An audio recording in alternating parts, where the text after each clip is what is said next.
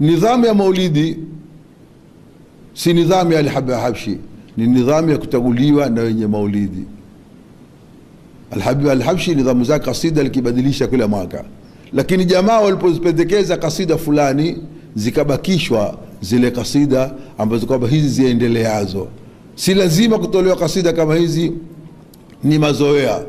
Kasida ambayo kwamba iliyobakishwa ni kasida ya Sheikh Abubakar bin Salim, aelewa ni malwali waliha, sababu kasida kama ile watu wameona siri sana, ndipo onekanapo Mtume sallallahu alaihi wa alihi wasallam, na wengi walikiona siri hapo, na hadithi nyingi ziko. Maulidi ya Mambrui yalikifuata maulidi ya Lamu, hata zile kasida, hata ile mipango. Na katika ajabu, kitokea kituko Lamu na Mambrui kitokea kinyesha mvua na hapo unyesha mvua, kipitokea fujo na kule hutokea fujo, mpaka sasa utaona hukaribiana yale mambo.